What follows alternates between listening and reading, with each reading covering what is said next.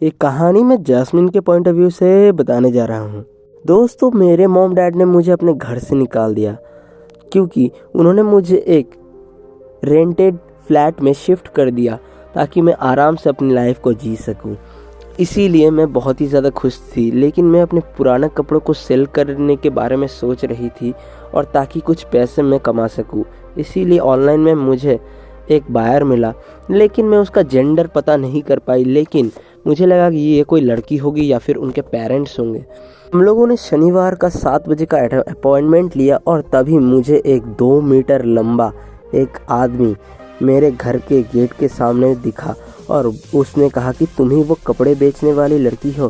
फिर उसने मुझे कहा कि मैं ही हूँ, अंदर आ जाओ।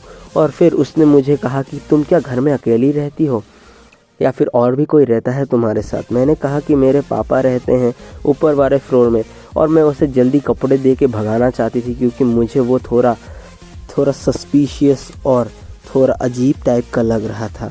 फिर उसने कहा कि मुझे बाथरूम जाना है और बाथरूम की तरफ मैंने उसे भेज दिया, लेकिन 10 मिनट पूरे बीत गए लेकिन वो वापस नहीं आया। मैं जब अपने बेडरूम की तरफ गई तभी दोनों हाथ मेरे गले में आ गए और उसने मेरा गला दबोच लिया और मैं वहीं पे बेहोश हो गई।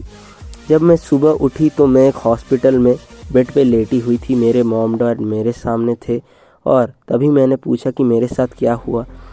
तभी मेरे एक दोस्त ने मुझे उस आदमी को ले जाते हुए देख लिया और उसने उस कार की नंबर प्लेट की फ़ोटो ले ली और देखा कि मेरा फ़ोन यहीं पे पड़ा हुआ है। मैं कभी भी फ़ोन छोड़ के कहीं नहीं जाती, ये मेरे दोस्त को मालूम था।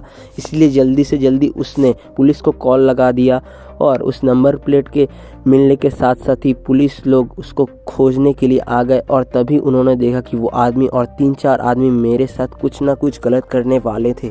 तभी पुलिस वहाँ पे पहुँच गई और मुझे बचा लिया। अच्छा हुआ मैंने उस दिन अपने दोस्त के साथ अपॉइंटमेंट कैंसिल नहीं की थी, इसीलिए आज मैं ज़िंदा हूँ। कहानी मैं माइथर के पॉइंट ऑफ व्यू से बताने जा रहा हूँ। ये कहानी तब की है जब मैं छोटा सा बच्चा था और अपने खिलौनों से खेल रहा था। उस दिन मुझे अच्छा नहीं लग रहा था, इसीलिए मैं खेलने के लिए बाहर भी नहीं जाता हूँ। और तभी फ़ोन में मैसेज आता है कि जल्दी से घर आ जाने। मेरे मॉम डैड ने मुझे मैसेज किया था। एक्चुअली उस दिन संडे था और मैं, मॉम और मेरे डैड आराम से बैठ के घर में मूवीज़ देख रहे थे, जो मुझे काफ़ी ज़्यादा मज़ा आता था मेरे मॉम डैड के साथ देखने में, क्योंकि हमें वीक के इसी दिन ही एक साथ रहने का मौका मिलता था। और रात को मुझे काफ़ी अजीब अजीब सपने आ रहे थे। कभी कभी लग रहा था कि कोई मेरे दरवाजे को धक्का दे के खोल रहा है और कोई मुझे अंदर से झांक रहा है। मैंने जब वहाँ पे खोलने की कोशिश की दरवाज़ा, तो वो नहीं खुलता। मैं काफ़ी ज़्यादा डर जाता हूँ और मैं जब अपने दरवाजे को नहीं खोल पाता तो मैं खिड़की से बाहर की तरफ देखता हूँ, तो मुझे और भी ज़्यादा डर लगता है क्योंकि मुझे लगा कि कोई वहीं से अभी से भागने लगा था और भाग के कुछ दूर जा रहा था। मुझे एक काली परछाई जैसी दिख रही थी। फिर मैं जल्दी से अपने मॉम और डैड के रूम में जाके बेल बजाने लगता हूँ और मेरे डैड जल्दी से एक बेसबॉल बैट लिए बाहर निकलते हैं और मुझे देख के पूछते हैं कि तुम्हें क्या हुआ है। मैं अंदर जाके उन्हें और अपनी मॉम को सब कुछ बताने लगता हूँ। फिर मैं अपने डैड के साथ अपने रूम में आता हूँ और वहाँ पे अंदर आके सब कुछ देखने लगता हूँ तो सब नॉर्मल होता है। लेकिन मेरी मॉम मुझसे लेके काफ़ी ज़्यादा डर रही थी क्योंकि मुझे बहुत ही ज़्यादा डर लग रहा था। तभी हम लोग कबर्ड से आवाज़ आती हुई देखते हैं और मैं अपने रूम के उधर जाने की हिम्मत भी नहीं कर पा रहा था, लेकिन मेरे रूम के कबर्ड में कुछ ना कुछ तो था, ये मुझे पता था। फिर मेरे डैड जो होते हैं वो धीरे धीरे करके आगे बढ़ते हैं और हमारे रूम के कबर्ड में कुछ ना कुछ तो था जो अब बाहर निकाल के एक और रूम के अंदर घुस चुका था। अब मेरे डैड, मैं और मेरी मॉम काफ़ी ज़्यादा डरे हुए थे। मेरे डैड ने बेसबॉल बैट उठाया और आगे बढ़ने लगे और जब उन्होंने उस दरवाज़े को खोला तो कबर्ड के अंदर एक चाकू लिए आदमी जो बिल्कुल ज़ॉम्बी की तरह लग रहा था, वो बाहर निकल के मेरे डैड के ऊपर हमला बोलने लग गया और उसने अपने हाथ में पकड़े हुए चाकू से मेरे डैड के ऊपर हमला करने की कोशिश की। फिर मेरे डैड ने एक बेसबॉल बैट से धड़ाम से उसके सिर पे एक ज़ोरदार वार किया, जिसकी वजह से वो वहीं पे बेहोश हो गया और फिर हमने पुलिस को कॉल कर दिया। मेरी मॉम काफ़ी ज़्यादा डर चुके थे और फिर कुछ देर बाद वो वहीं पे बेहोश हो चुका था। उसके मुंह से अजीबोगरीब आवाज़ें निकल रही थी, मैं नहीं छोड़ूंगा। मैं अपने मॉम डैड को लिपट के जल्दी से डरने लगा था, क्योंकि मुझे इससे ज़्यादा खौफनाक एक्सपीरियंस कभी नहीं हुआ। और फिर जब मुझे याद आता है कि कैसे मेरे डैड के ऊपर उस आदमी ने हमला किया, मुझे वो सीन देख के आज भी नींद नहीं आती है दोस्तों। एक कहानी मैं जैस्मिन के पॉइंट ऑफ व्यू से बताने जा रहा हूँ। दोस्तों, मेरे मॉम डैड ने मुझे अपने घर से निकाल दिया, क्योंकि उन्होंने मुझे एक रेंटेड फ्लैट में शिफ्ट कर दिया ताकि मैं आराम से अपनी लाइफ को जी सकूं। इसीलिए मैं बहुत ही ज़्यादा खुश थी, लेकिन मैं अपने पुराने कपड़ों को सेल करने के बारे में सोच रही थी और ताकि कुछ पैसे मैं कमा सकूं। इसीलिए ऑनलाइन में मुझे एक बायर मिला, लेकिन मैं उसका जेंडर पता नहीं कर पाई। लेकिन मुझे लगा कि ये कोई लड़की होगी या फिर उनके पेरेंट्स होंगे। हम लोगों ने शनिवार का 7 बजे का अपॉइंटमेंट लिया और तभी मुझे एक 2 मीटर लंबा एक आदमी मेरे घर के गेट के सामने दिखा और उसने कहा कि तुम ही वो कपड़े बेचने वाली लड़की हो। फिर उसने मुझे कहा कि मैं ही हूँ, अंदर आ जाओ। और फिर उसने मुझे कहा कि तुम क्या घर में अकेली रहती हो या फिर और भी कोई रहता है तुम्हारे साथ। मैंने कहा कि मेरे पापा रहते हैं ऊपर वाले फ्लोर में, और मैं उसे जल्दी कपड़े दे के भगाना चाहती थी, क्योंकि मुझे वो थोड़ा सस्पिशियस और थोड़ा अजीब टाइप का लग रहा था।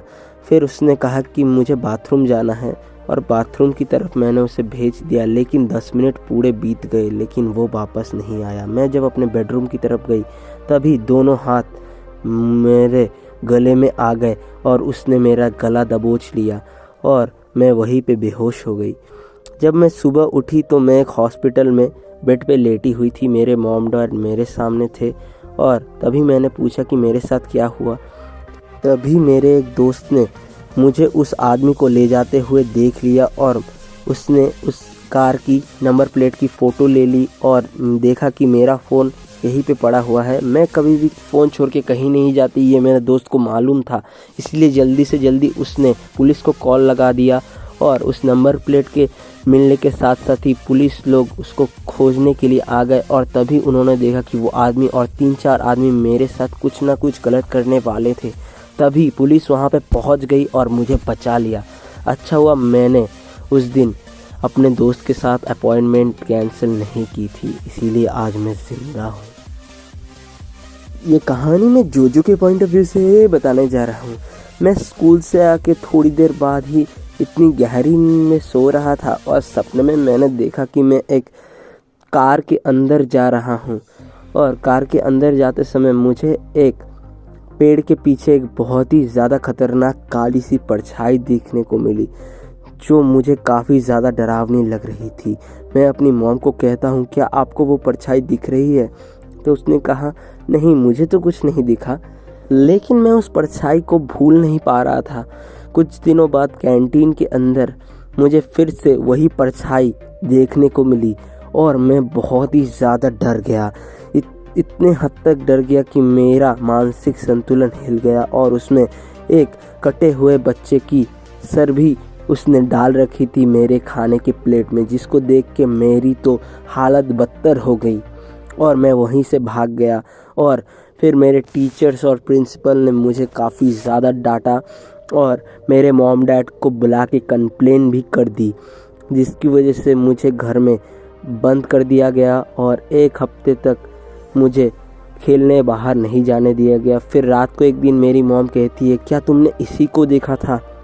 मैंने फिर अपने घर के खिड़की के बाहर उसी डरावनी परछाई को दोबारा देखा। इस बार मेरे मॉम डैड दोनों ने ही उस परछाई को देख लिया, जिसको देख के हमारी तो रूह कांप गई और रूह कांपते कांपते वो अचानक परछाई घर के अंदर आ गई, जिसको देखने के बाद मेरी मॉम और मैं सहम गए और फिर हमारी हालत इतनी ख़राब हो गई। उस दिन के बाद से हमें वो परछाई फिर नहीं दिखी, लेकिन मेरी बहन ने एकदम एक दिन जो ड्राइंग की थी वो बिल्कुल वही परछाई जैसी थी, जिसको देख के मेरी आत्मा फिर से सूखने लगी कि ये तुमने क्या बनाया है बहन, ये मैंने पूछा। लेकिन फिर मैंने उस ड्राइंग को जलाने के लिए अपने गार्डन में पत्तियों के ऊपर रख दिया और उसको जलाने की कोशिश करने लगा, ताकि वो मेरी ज़िंदगी से एकदम दूर हो जाए और मुझे अकेला छोड़ दे।